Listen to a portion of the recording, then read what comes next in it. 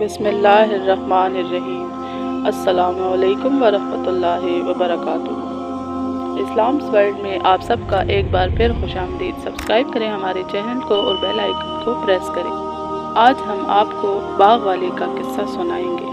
سورۃ الکہف کی آیت نمبر 32 تا 44 میں اللہ نے ایک باغ والے کا ذکر فرمایا ہے جسے اللہ نے 2 بہترین باغات عطا فرمائے تھے، لیکن باغ والا اللہ کا شکر ادا کرنے کی بجائے مادہ پرستی کے شرک میں مبتلا ہو گیا۔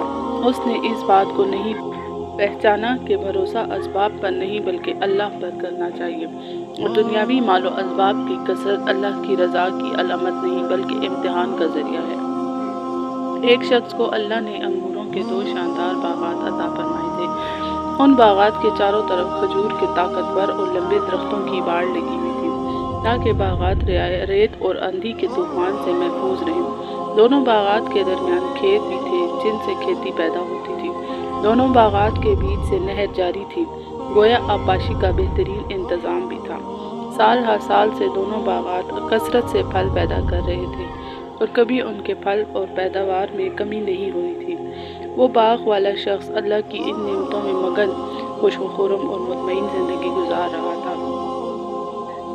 ایک دن اس باغ والے کا ایک غریب درویش دوست باغ والے سے ملاقات کرنے اس کے گھر آیا۔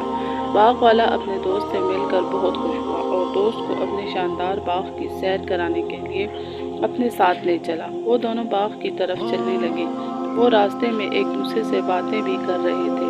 جب دونوں دوست باغ میں داخل ہوئے تو باغ والا شخص اپنے درویش دوست سے کہنے لگا، یہ باغ میری بہترین منصوبہ بندی اور محنت کا نتیجہ ہے۔ ساتھ ہی باغ والے نے اپنے مال اور دولت پر تکبر کرتے ہوئے اپنے دوست سے کہا کہ میں تم سے کہیں زیادہ مالدار اور شان و شوکت والا ہوں۔ وہ اپنے باغ پر فخر کرتے ہوئے مزید کہنے لگا کہ میرا خیال ہے کہ یہ باغ کبھی برباد نہیں ہوگا اور نہ ہی کبھی قیامت ہوگی۔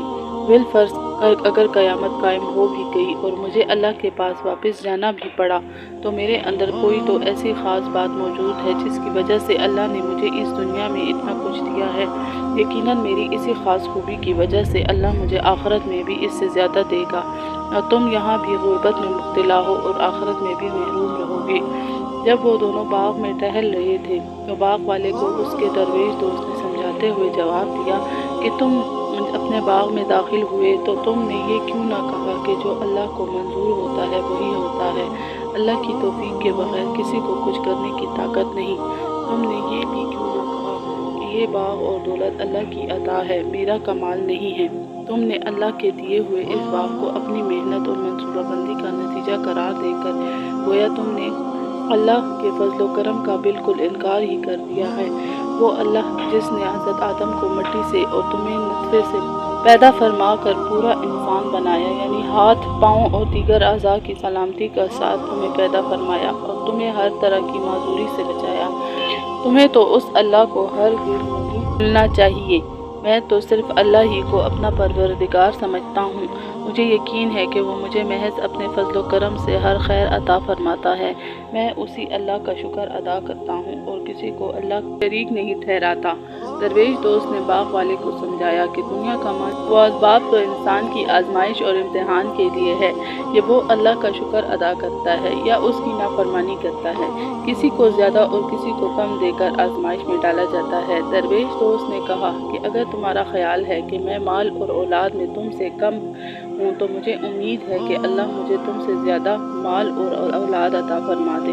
درویش دوست نے باغ والے کو ڈرایا کہ ممکن ہے کہ جس باغ پر تمہیں اتنا غرور ہے اللہ تم سے ناراض ہو کر تمہارے اس باغ پر آسمان سے بجلیاں گرا دے اور اس باغ کو صاف چٹیل میدان بنا دے۔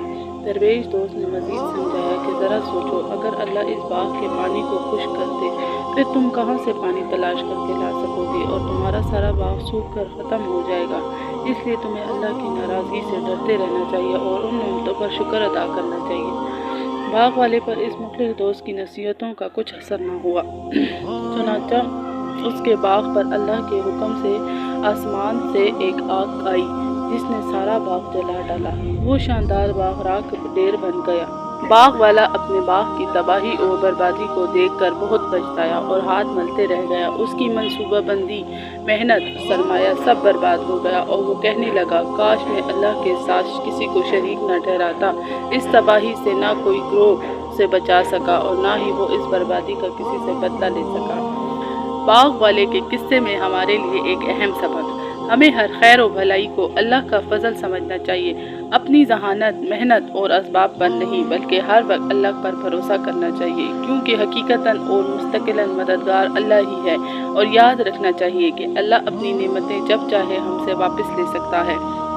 دنیا دارالامتحان ہے جس میں ہر لمحہ مختلف انداز سے ہمارا امتحان ہوتا رہتا ہے کہ ہم اللہ کی نافرمانی کرتے ہیں یا فرمانبرداری۔ ہمیں اللہ کی نعمتوں پر تکبر نہیں بلکہ اس کا شکر ادا کرنا چاہیے اور اس کے عذاب سے ڈرتے رہنا چاہیے۔